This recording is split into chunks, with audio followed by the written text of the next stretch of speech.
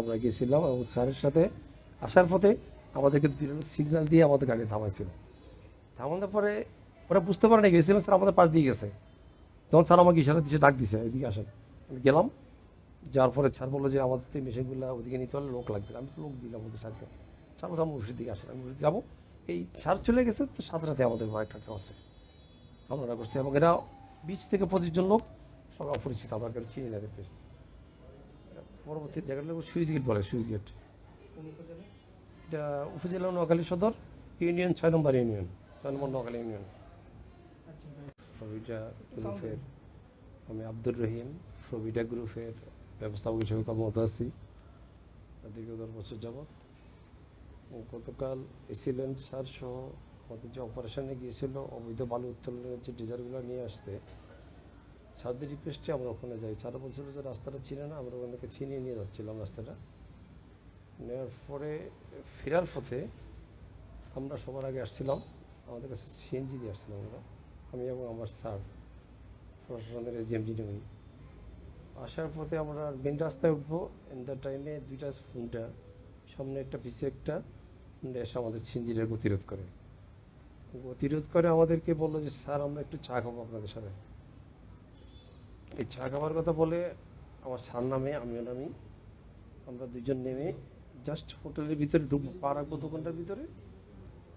তখন আমি স্যারকে বলছিলাম যে আমরা কেন কি, আমাদের নিরুপায় ছিলাম আমরা, কারণ আসলে আমরা ওদের কাছে হুন্ডা আমরা চেঞ্জই দিতে পারবো না। আমরা হোটেলে ঢুকি, ঢুকে পরে স্যার সামনে বেঞ্চে বসছে, আমি পিছনে দাঁড়িয়ে আছি। আমাকে বারবারই ওরা বলতেছে যে আপনি বসেন না কেন। আমি বসছি না, আমি বসবো পরে, আমি দেখি কী হচ্ছে। অনেক লোক দোকানের ভিতরে ঢুকে দেখি যে 10-12 জন লোক অলরেডি ওখানে দোকানের ভিতরে আছে, আরও বাহিরে অনেক লোক দাঁড়িয়ে আছে। অন দ্য টাইমে আমাদের এই এসিলেন্ট স্যার ওনার ফোর্স নিয়ে ফার্স্ট দিয়ে চলে গেল। আমাকে আমার ইশারা দিল যে আমাদের লোকগুলো লাগবে, আমাদের যে লোকগুলো আছে লোকগুলো লাগবে। আমি স্যারকে বললাম ঠিক আছে, আমি লোকে পাঠাচ্ছি। স্যারের গাড়িটা চলে যাওয়ার ফোরেই ঢুকার সাথে সাথে দোকানে ঢুকার সাথে সাথে ওই আমার স্যারের মোবাইলটা নিয়ে নিল ওরা। আমি যার জিজ্ঞাসা করলাম যে মোবাইলটা নিলেন কেন, এই কথাটা জিজ্ঞাসা করার সাথে সাথে আমার কলার ধরে আমাকে ক্রিকেট শুরু করছে, আমার মোবাইলটা থাকছে, দিয়ে দিলাম মোবাইলটা। ও একটা দিয়েছে দুজনকে, আমরা দুজনেই এখানে দোকানের ভিতরে, ওখানে লোক 20 থেকে 25 জন, ওকে আমি চিনি না, আমার পরিচিত সন্ত্রাসী। তারপরে আমি কোনো রকমে জামাটা খুলে, জামাটা সারে আমি লাফ দিয়ে দোকানটা বাইরে আসি। বাইরে আসার সময় এখানে রাস্তা ছিল কত, আমি ফিস স্লিপকে পড়ে যাই।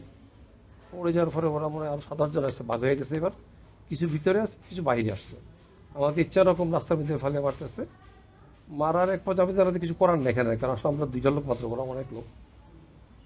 পরে এক পর্যায়ে আমি ওই নিস্তেজ হয়ে যাই। নিস্তেজ হয়ে যায় বলতে একবারে যন্ত্র করছে, মাথার পিছনে রড দিয়ে বাঁধিস, আমি কিছু দেখতেছি না তখন। আমি গাইড হয়ে গেলাম। ওই টাইমে একজন বলতেছে যে, আমি তখন সেন্স আসাম, বলতেছে যে এই রামতারাতে গলাটা কেটে দেয়।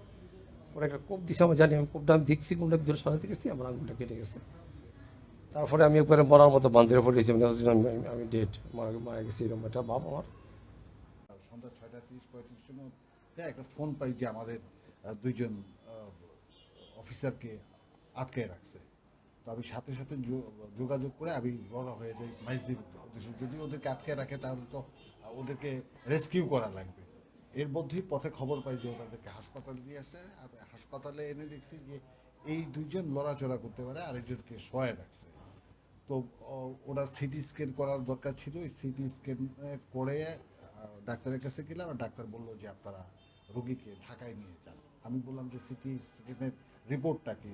বলছে রিপোর্ট একেবারে খারাপ না, তবে আমরা এই রুগীকে এখানে রাখবো না। তো বললাম যে ঠিক আছে, আজকে রাত্রে তারা রাখেন, আমরা তোকে সকালবেলা রিলিজ করে দিয়ে। বলে যে আমরা রিলিজ লিখছি, ঢাকা মেডিকেলে আপনারা নিয়ে যান, এরপরে বাদ বাকিটা আপনাদের ইচ্ছা। আমরা রাত্রে এই রুগীকে ঢাকায় করেছি। আসলে এই বিষয়ে আমার একটা বক্তব্য হচ্ছে যে আমরা এখানে বিভিন্ন জায়গা থেকে জব করতে আসছি, হ্যাঁ, চাকরি করতে আসছি। আমরা এখানে কারোর সাথে শত্রুতা করতে আসি নাই, কারো সম্পদ ধ্বংস করতে আসি নাই, দখল করতে আসি নাই, কারো ক্ষতি করতে আসি নাই। আমরা অর্থনীতিকে চাঙ্গা করার জন্য প্রতিনিয়ত কাজ করতেছি। তো আমাদের যদি এরকম জীবনের নিরাপত্তা না থাকে, আমাদের কোনো এমপ্লয়ির বিরুদ্ধে যদি কোনো ধরনের অভিযোগ কারো থেকে থাকে, তাহলে আমাদের নির্দিষ্ট একটা প্রসেস আছে, প্রক্রিয়া আছে। এই প্রক্রিয়ার মাধ্যমে আপনারা অভিযোগ জানাতে পারেন। হ্যাঁ, অভিযোগ আমরা অভিযোগের উপযুক্ত বিচার আমাদের কোম্পানি করবে যদি আমাদের কোনো ফল থাকে। আপনার রাস্তার মধ্যে ধরে সন্ত্রাসী কায়দা। আমার কাছে আপনি চাঁদা চাইলে তো আপনি আমার চাঁদা দেওয়ার তো ক্ষমতা নেই। আমি কোত্থেকে দেবো? আপনি যদি আমার কাছে চাঁদা দাবি করেন, সেই চাঁদাটা দেওয়ার ক্ষমতা তো আমার নাই। আমি সামান্য কয়েক টাকা বেতনের চাকরিজীবী। আমার কাছে আমার চাকরির ১ মাস পরিশ্রম করার পরে বেতনের বাহিরে যে টাকাটা আনতে হয়, সেটা কোম্পানিকে উপযুক্ত জবাবদিহির মাধ্যমে আনতে হয়। তো এইটা তো অনৈতিক একটা চাঁদা তো আমি কোম্পানির কাছে চাইতে পারি না। তো আপনাদের তো ঘটনাগুলো খবর করছি যে ওখান থেকে বালি তুলতেছে। বালি তোলার জন্য একটা নিয়ম আছে যে আমার এরিয়ার বাইরে আমার সেফটি রেখে তারপর আপনাকে বালি তুলতে হবে। এটা হচ্ছে পরিবেশ অধিদপ্তরের বিষয় এবং স্থানীয় প্রশাসনের বিষয়। ওনারা আসছে ইন দি মিন টাইম। আমাদের অফিসাররা, যেহেতু আমরা ওখানে নতুন একটা প্রজেক্ট করতে চাচ্ছি, আমাদের অফিসাররাও সেখানে গেছে। দুইজনেই দুইভাবে গেছে, কাকতালীয়ভাবে একত্রিত হয়ে গেছে এবং দুইজনেই দুইভাবে চলে আসছে।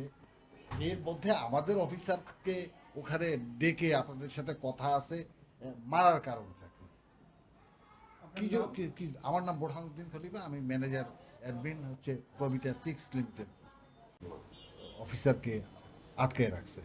তো আমি সাথে সাথে যোগাযোগ করে আমি বড় হয়ে যাই মাইজদির উদ্দেশ্যে। যদি ওদেরকে আটকে রাখে তাহলে তো ওদেরকে রেস্কিউ করা লাগবে।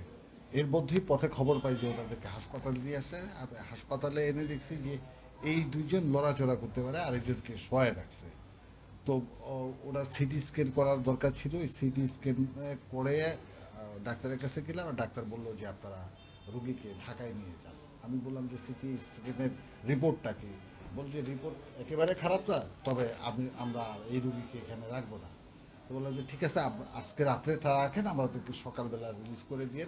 বলে যে আমরা রিলিজ লিখছি, ঢাকা মেডিকেলে আপনারা নিয়ে যান, এরপরে বাদ বাকিটা আপনাদের ইচ্ছা। আমরা রাত্রে এই রুগীকে ঢাকায় করে দিছি।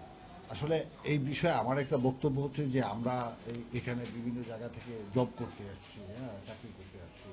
আমরা এখানে কারোর সাথে শত্রুতা করতে আসি নাই, কারো সম্পদ ধ্বংস করতে আসি নাই, দখল করতে আসি নাই, কারো ক্ষতি করতে আসি নাই।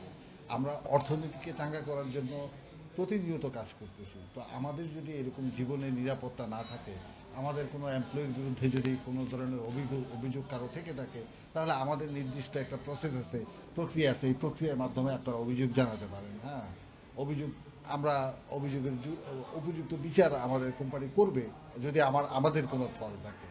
আপনার 6 নম্বর নোয়াখালী ইউনিয়নের কাজীরটেক এলাকায় আমাদের এসলেন মহোদয় ওই মোবাইল কোড করেন। মোবাইল কোড করে ওইখানে একটা ড্রেজার মেশিন নিয়ে আসে।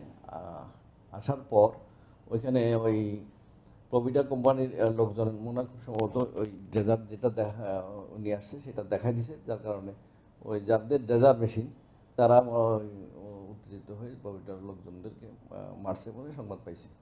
এই ব্যাপারে আমার কাছে কোনো অভিযোগ আসেনি। অভিযোগ আসলে তো তাৎক্ষণিক আমি আইনগত ব্যবস্থা গ্রহণ করবো।